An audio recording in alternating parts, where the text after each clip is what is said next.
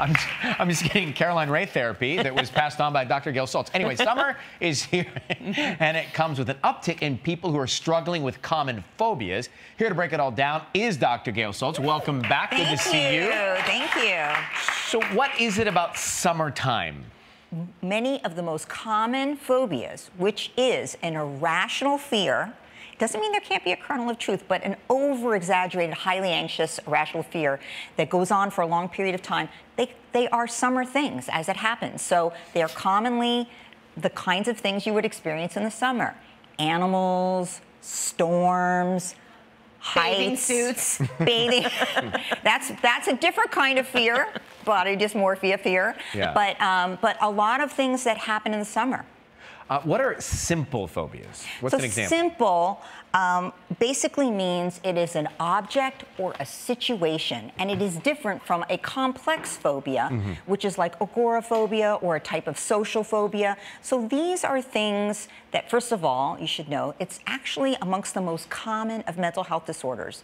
It's the most common for women, the second most common for men.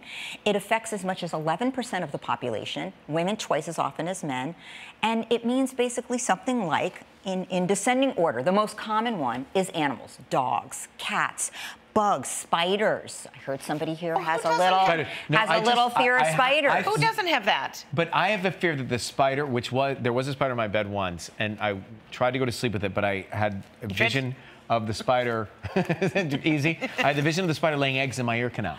So thanks for that new phobia. Okay. Didn't have that one yet. But I took it to another level. As long as you don't avoid going outside because you might run into a spider, or you don't have literally a panic attack if you see a spider, then I don't know if I would define that as a simple phobia. Oh, great. Heights is a very common one. I have a very, very bad fear of heights. And when I was a kid, I was walking down the Eiffel Tower, and all these kids were like racing by me, and all of a sudden I like panicked.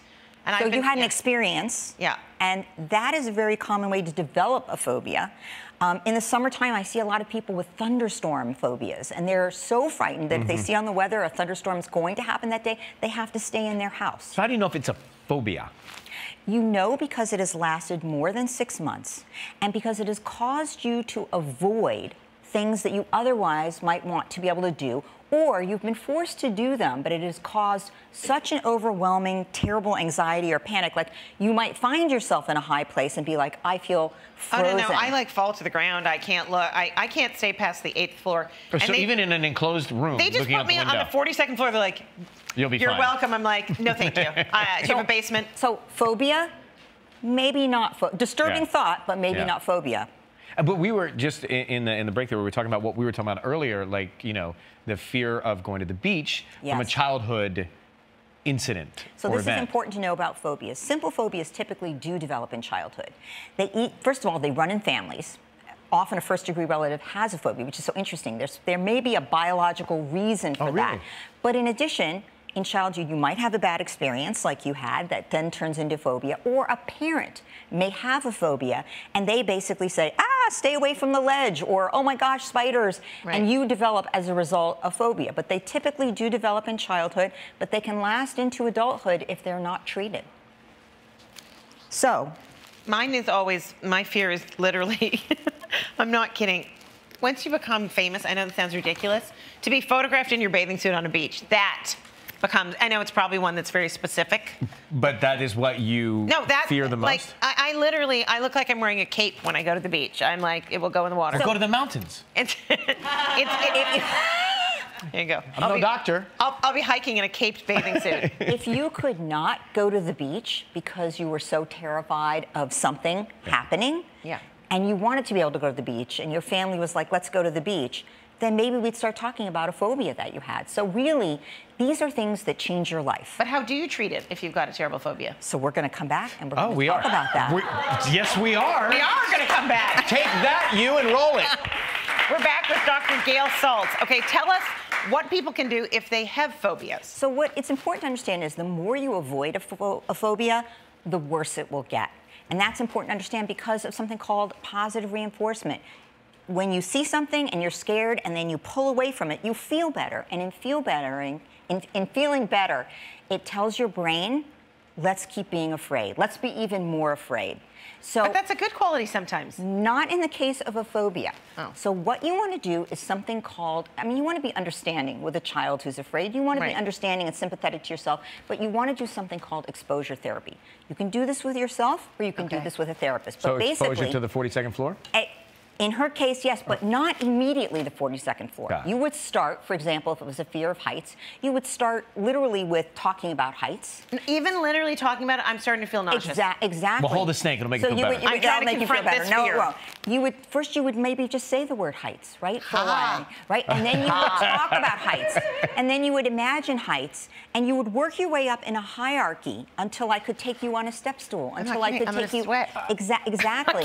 But while you're doing that, you would be practicing relaxation techniques like deep breathing or progressive muscle relaxation or self-talk that a therapist would do with you to relax. So you want to increase your anxiety a little bit and then let it dissipate as you relax, but not flood yourself or overwhelm yourself. And as you do this, you are desensitizing yourself to the fear. And over as short as 8 to 10 sessions, you can actually get rid of this fear. So Ryan, if you really had a spider phobia, arachnophobia, we would first talk about spiders. We would look in a book about spiders. Then maybe I would have you see this. And have lunch? I would let you touch the spider, and then you sort of. I would take. Can I ask a question for a friend? Is your friend named Brian, but the B is silent? Is fear a commitment a phobia? Is commitment phobia a phobia? Is that the question? A friend of mine wanted me to ask. A fear of commitment? Yeah.